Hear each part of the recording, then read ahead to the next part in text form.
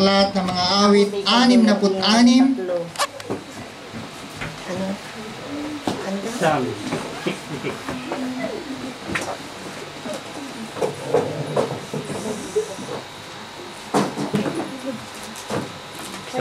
Aklat ng mga awit, 66. Wala lang sa 66. Okay, kayo nyo nakita? Say amen. Amen. Basahin po natin from verse 15 hanggang verse number 20. Yan. So, lahat po kayo sa verse number 16, ako po sa 15, at sabay-sabay tayo sa verse 20. Ganito po ang sinasabi sa wikang banyaga, I will offer unto thee burnt sacrifices of fatlings, with the incense of rams, I will offer bullocks with goats. Come and hear, O ye that fear God, and I will declare what He hath done for my soul. I cried unto Him with my mouth, and He was extolled with my tongue. If I regard in my heart, the Lord will not hear me. But verily God hath heard me. He hath attended to the voice of my prayer. And 20, Blessed be God, which hath not turned away my prayer, nor His mercy from me. So tayong lahat ay yumuko. Tayo po'y manalangin, dakilang Diyos. Salamat po muli, Ama, na kami po ay muling makapagbubulay-bulay ng inyo pong mga salita. At ang gabay ng banal na Espiritu ang siyang gumawa sa aming mga puso na may kapangyarihan at hamunin ang bawat isa sa pamamagitan ng mga salita mo na maipapangaral sa pulpitong ito, Panginoon. At sawayin niyo po ang gawa ng kaaway at maipahayag ng may kalinawan, katapangan, katapatan at katotohanan ang inyo pong mga salita, sapagkat ito'y aming dalangin sa matamis na pangalan ng aming Panginoong Hesus. Amen. Nakakaupo na po tayong lahat. So magandang hapon po sa inyong lahat. Magandang hapon po muli. So pagbabahagi pa lang mula sa awitan, pagbabahagi ng salita, ang pagpapala ay blessing na, no? Amen. At yung merong pang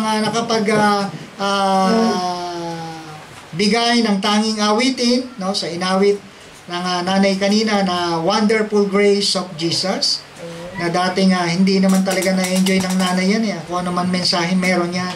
Pero nung siya ay nakakilala sa ating Panginoon bilang kanyang personal na tagapagligtas, ay mas lalong nadama ng nanay yung awitin na Wonderful Grace of Jesus. Amen? Right, amen. At yun nga po ang kaibahan, na ang tao pwede siyang umawit ng katulad ng ating inaawit, ngunit hindi niya maaaring madama ang isang tunay na naligtas, no?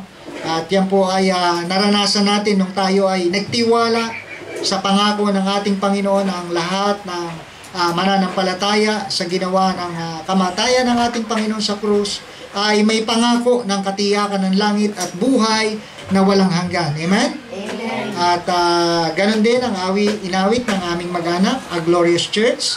Yung tayo ay mapasama, tayo ay mapabilang sa gawain ng Panginoon, sa church ng ating Panginoon, ay isang pribilehiyo para nang sa gayon ay magamit ang ating mga buhay. Alam nyo, kung walang church, hindi natin maibibigay kung anong nararapat para sa Diyos.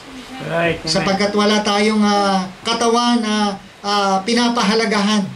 Kumbaga sa kwan ay wala tayong designated place, no? Wala tayong permanent place na masasabi nating ito yung lugar na pinagkalagyan sa akin ng Panginoon. At ganun po sa gawain, yung tayo ay mapasama, maligtas, mapabilang, at mabautismuhan ay isang pribilehiyo na mapaglingkuran. Dito lang natin pwedeng maipadama yung ating pagpapasalamat sa ginawang kaligtasan ng Diyos sa pamamagitan ng church, no? So dahil kung tayo kukunin na ng Panginoon, hindi mo na pwedeng ma-express sa langit kasi save ka na, andun ka na . Pero hanggat nandito pa tayo sa lupa, sa pamamagitan ng church, kung bakit niya itinatag ang iglesia, to express our love, to express our gratitude, to express our thankfulness to the Lord. Amen? Amen. So, kaya mahalaga po ang church. At ang church ay hindi po building. Ito ay isang grupo ng mga mananampalataya na dati ang buhay ay nasa kadiliman at ngayon ay nasa kanyang kaliwanagan. Amen. Okay, bumalik na po tayo sa ating mensahe. Amen. No? So, ito pong aklat ng mga awit 66 ay isang ito'y sulat ni Haring David kung saan ay kanyang binibigyan ng kapurihan, no? At pagpapahalaga yung tinatawag na prayer, no? At ganoon naman din to obtain and to observe His great work. Yung isang mananampalataya na nakakilala sa ating Panginoon ay meron na siyang relasyon na iniingatan, pinahahalagahan, at higit sa lahat, no, tinuturing niya na pinakamataas na uri ng paglilingkod, no, yung tayo ay magamit sa kanyang gawain. So, ang ating mensahe ngayong hapon, pamamagatan natin, no, ang kagalakan ng tugon sa panalangin. Yan. Ang kagalakan sa tugon ng panalangin. So, kanina habang nag-share ang mga kapatiran ay aking minumuni-muni ang inyong mga sinasambit na mga pananalita. At every time na mag-share kayo ng isang pagpapala, no, isang panalangin na tinugon ng Panginoon ay nagdudulot sa puso ng isang mananampalataya ng matinding galak. Amen? Amen. Yung tinatawag na answered prayer. Oh, praise God, sinagot ng Panginoon. Amen? Amen. So, talagang yung ating joy na mapaglingkuran pa siya ay mas lalong umiinit. Amen? Amen. At ganun pa man ay sa ating mga panalangin ay may mga panalangin kung minsan ay tila bagang parang hindi naririnig ng Diyos at maraming taon nang lumipas sa ating buhay na para bang Panginoon, bakit hindi mo pa dinirinig ang aking mga panalangin? So, tatandaan po natin ang Diyos ay may tatlong kasagutan sa ating mga prayers, no? So, ano yan? Ano mga bagay na yan? Una ay oo, pangalawa ay hindi, at pangatlo ay maghintay. So, yan lagi ang ating pinangahawakan sa ating mga panalangin. Oo, hindi, at maghintay. Pag sinabing oo, yan ay nakalaan talaga para sa iyo. At pag sinabi naman ng Panginoon na hindi, ito ay hindi makabubuti para sa iyo. At pag sinabing maghintay, may tamang panahon, may tamang oras ang Diyos para sumagot sa panalangin na yon. No? May itinuturo siya. No? Unang-una ay gusto niya na mas lalo pa tayong maging consistent sa ating prayers. Alam niyo ba yung minsan nanalangin ka na hindi sinagot ng Panginoon at hindi mo na ito pinagpatuloy pa? So, minsan ay tinitingnan ng Panginoon kung meron kang puso doon sa pinagpe-pray mo. At alam natin pagka kasama ang puso, yung tinatawag na trabaho na concuore, na ginagawa mo ito na buong puso, I believe na nai-enjoy mo kahit mahirap, no, ang trabaho.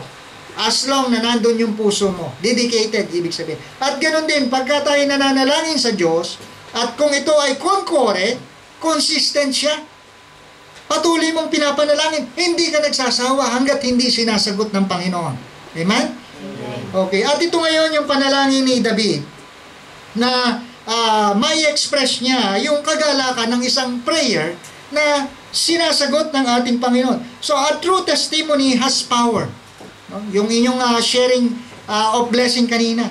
So, yung inyong pagsishare, na-encourage kaming mga mananampalataya na mas lalo kaming magpursige, no? Kung paano naming narinig na sinabi ng kapatiran na salamat sa Diyos sapagkat tinugon niya ang aking panalangin at ito ngayon ang kanyang kasagutan. Amen? Amen. Natutuwa kami, no?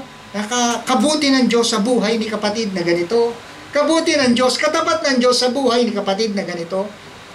Although may mga instances na hindi ka pa nagtatapat, sinasagot na ng Panginoon kahit hindi ka tapat. Alam mo yan? minsan ay ginagawa ng Diyos ito, no? Na mas lalo mong madama na kinakailangan mo pang magtapat. Panginoon, kahit hindi ako tapat, nananatili kang tapat. Amen. Diba? Pinakikita yung iyong unfaithfulness. Pinakikita niya doon sa kanyang kabutihan, yung kanyang katapatan, kahit hindi ka tapat, kahit hindi tayo tapat. At ito minsan na nakaka-guilty, Panginoon. Di ba? Minsan may mga prayer ka na sinasagot, Panginoon, alam ko po na hindi po ako tapat, pero salamat, tinutugon mo ang aking mga panalangin. Amen? Amen. So nakakatuwa, kahit hindi ka faithful, ang Diyos ay nananatiling faithful. Amen? Amen. So yun ang kaibahan ng Diyos sa atin ng mga tao. At salamat, yung Diyos na tinatawagan ni David, no, ay Diyos na dumirinig ng ating mga panalangin. At ang patotoo ng kasagutan ng ating mga panalangin ay isang testimonya. Ito ay isang patotoo na may kapangyarihan sa prayer. Do you believe that? Amen. Naniniwala ba kayo sa prayer? Yes. Amen. Alam niyo, kung walang nag-pray sa atin, marahil baka wala tayo dito. At salamat doon sa mga taong iniluhod ang kanilang mga tuhod para sa atin. Amen. Kaya dapat wag rin tayo magsawa na manalangin sa mga tao na ating inilalapit sa ating Panginoon. So, true testimonies encourage others to have faith. So, kaya nga pinagsishare natin ang blessing eh. Hindi tayo nagtuturuan, share ka, ikaw daw. Hindi tayo nagtuturuan, bakit? Hindi na Kasi gusto natin na ma-encourage ang bawat isa. Ayaw natin, kaya lang nag-share napilitan eh. Alam mo yun? Pero yung nag-share ka na tumayo ka, no, walang nagsabi sa'yo, no, isang pagpapala. Ano kaya ang sasabihin ni Brad? Ano kaya ang sasabihin ni sister?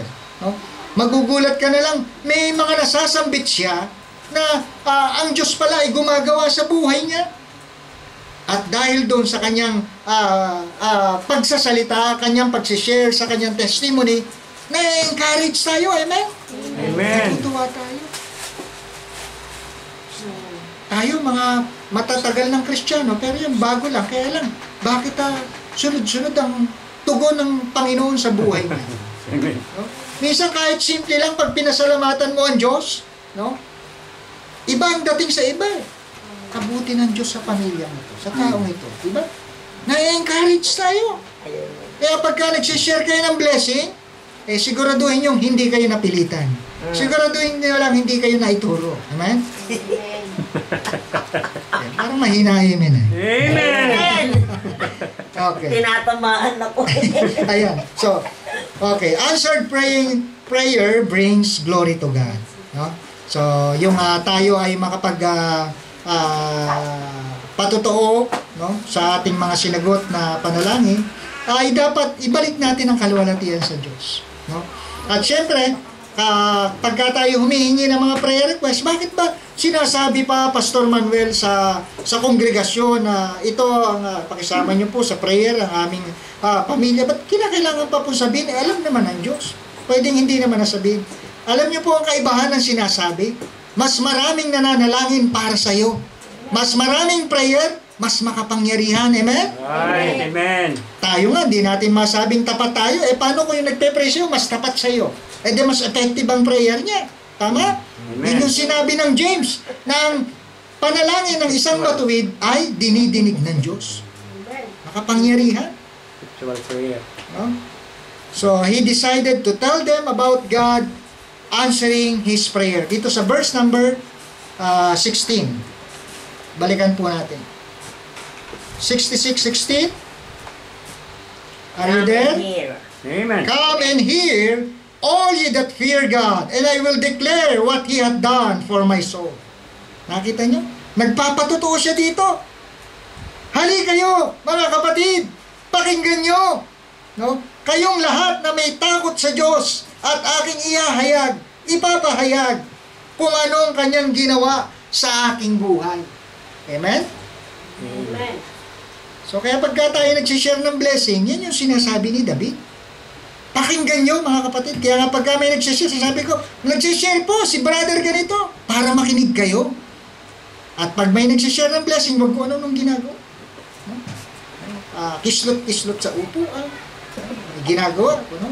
So, pakinggan nyo. Amen? Amen. Bakit? Para sa'yo rin yan. Para ma-encourage ka. Para mag-pray ka. Amen? Amen. Minsan, nagpapatay mali siya tayo. Parang wala lang narinig.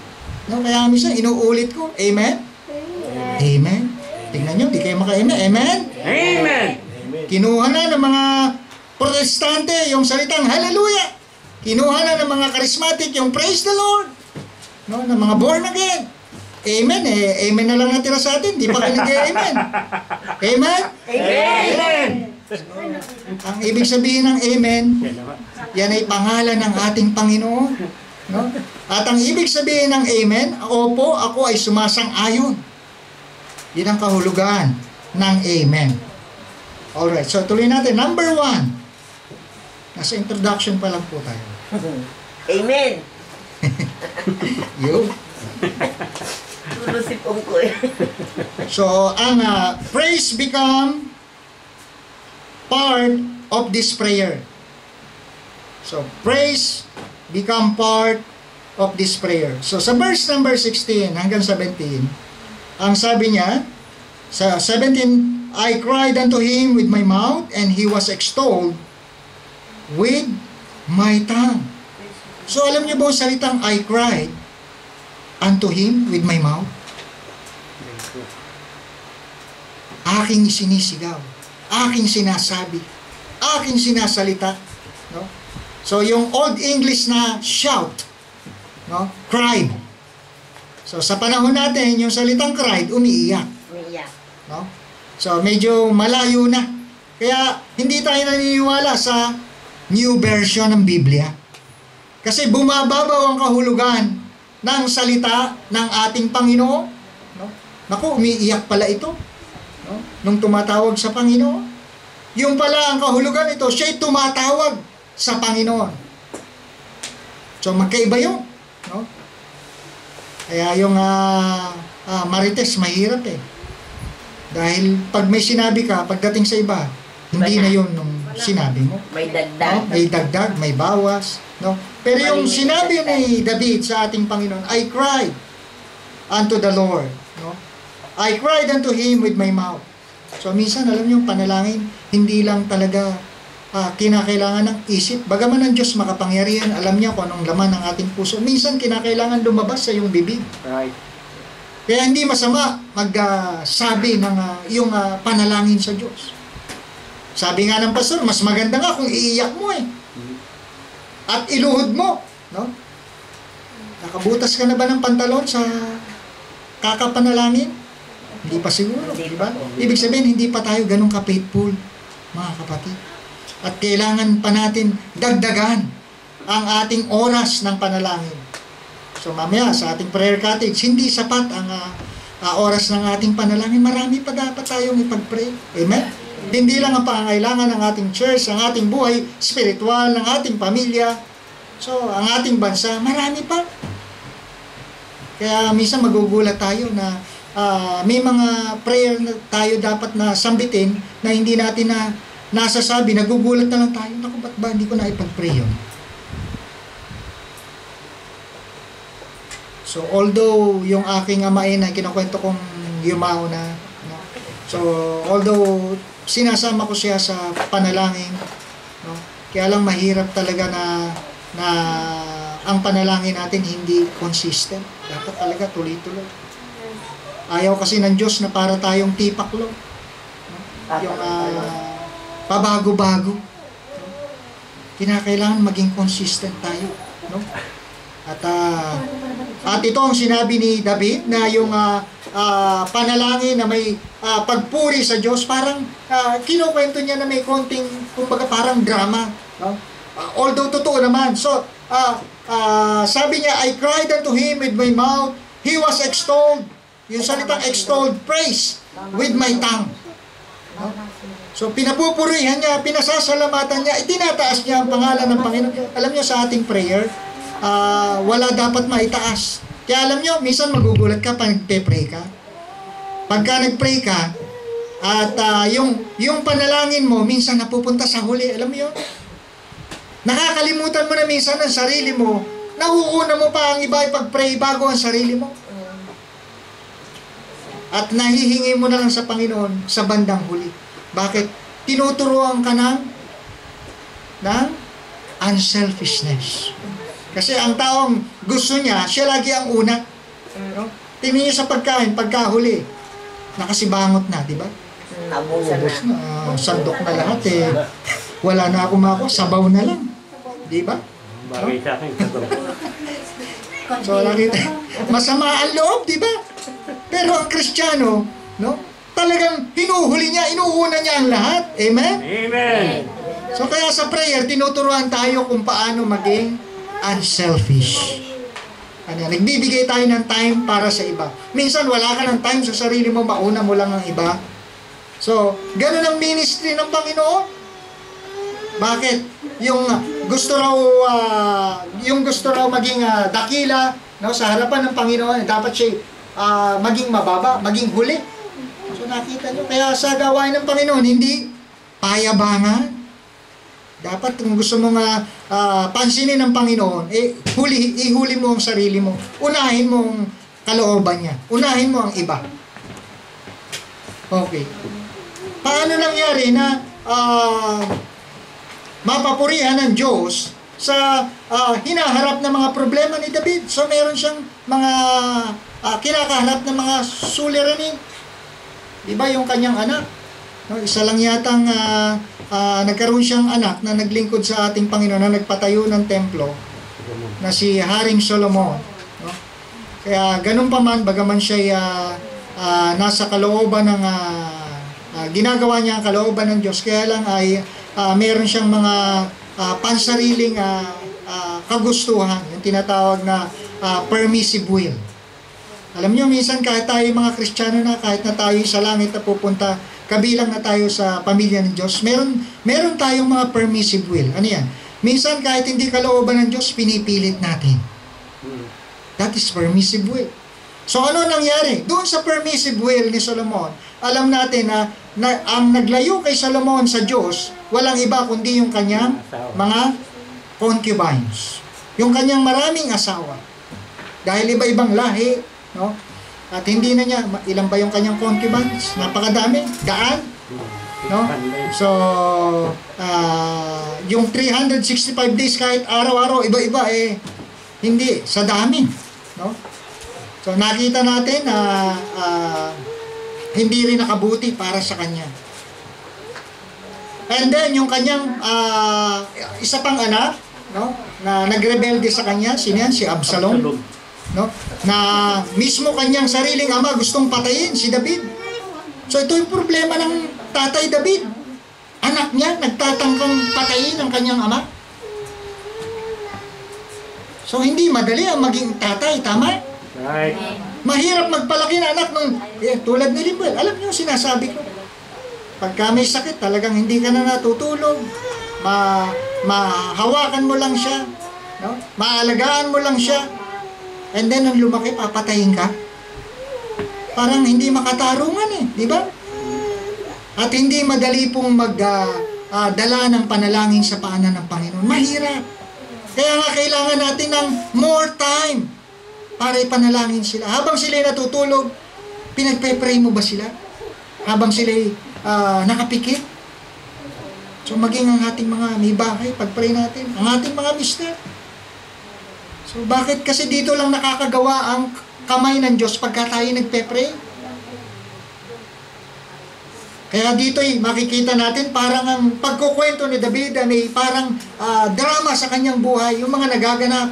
So, he focused on God's power rather than his problem.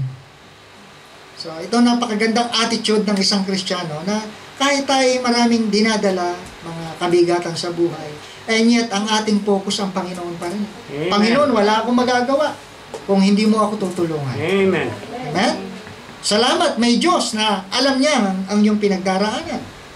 Bagaman ang ibang mga tao, kahit kamag-anak mo, kapatid mo, kadugo mo, hindi ka maunawaan. Pero ang Diyos still, nauunawaan ka niya. Hindi siya nagsasawa. Kahit na palagi mo sinasabi sa Kanya. No? Kaya ang Diyos hindi mapakali pagka nagpe-pray tayo. At kung gusto mong sagutin ng Panginoon ang iyong panalangin, manalangin kang palagi.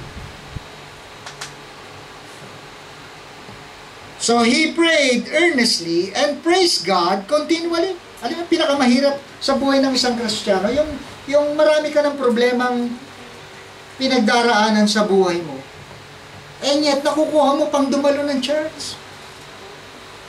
Marami ng pangangailangan sa iyong pamilya, nakukuha mo pa rin umawit. Marami ng suliranin na iyong kinakaharap, halos di mo na kaya, nakakangiti ka pa. Di ba yan ay malinaw na ang kamay ng Diyos ay nasa iyo? Amen. Salamat! Siya'y nananatiling tapat. So, consider Paul and Silas. Lagi ko ito ina-example. Na nasa labas man sila o nasa loob ng kulungan, hindi sila nagsasawang umawit sa Panginoon. At yung inaawit natin dito sa church, yun ang inaawit nila. They give praises to God. Kaya kahit anong sitwasyong problema meron ka, kinakaharap sa buhay, kahit parang hindi mo na kaya, umawit ka sa Panginoon. No? Magugulat ka kung anong gagawin niya. Sabi nga ng Panginoon, no, may salita, no, na kung gusto mong pagpalain ng Diyos, gusto mong marinig ka ng Diyos, gumawa ka ng isang bagay na matutuwa siya para pagpalain ka. Bigyan mo siya ng dahilan in order to bless you. Pero kung wala ka namang gagawing hakbang para mapansin ka ng Diyos, huwag ka mag-expect na gagawa ang Diyos sa buhay mo. Wala ka namang ginagawang aksyon. So, magtapat ka, magtatapat siya. Hindi ka magtapat, mananatili siyang tapat. At of course, kung tayo mga Kristiyano, tayo mga anak ng Diyos, nakakahiya na siya nagtatapat, pero ikaw hindi ka tapat. Nakakahiya po yun. Diba? So, ang panalangin nila, no, itong si Paul and Silas, ay niyanig. Niyanig yung kulungan. No? So, paano nangyari yun? Nagkaroon ng teremoto sa loob ng prigione. Diba? So, anong ginagawa nila? Nananalangin at umaawit. At kung gusto nyo magkaroon ng teremoto, umawit kayo. No? So, ibig sabihin, yanigin mo ang kinalalagyan ng mga anghel ng ating Panginoon sa pamamagitan ng panalangin. Amen? Amen. At salamat, ang panalangin mo, ang panalangin ko, nakakaabot ng langit. Alam nyo ba yan? Mula nung ikaw ay naligtas, doon mo palang naunawaan na ang iyong panalangin ay nakakarating na sa kinalalagyan ng Diyos. Dati, hindi eh. Parang nasa isip lang na sasagutin kaya ng Panginoon ng ating mga dalangin. Pero ngayon na anak ka na niya, alam mo na merong Diyos, merong Ama na nakikinig sa kanyang anak. Alam niyo yung mga batang may hinihingi sa'yo. No? At isa dyan yung anak mo, sino kaya uunahin mo? Mga batang humihingi ng candy sa'yo o yung anak mo? Di ba yung anak mo, isa na lang eh. O anak, ito para sa'yo.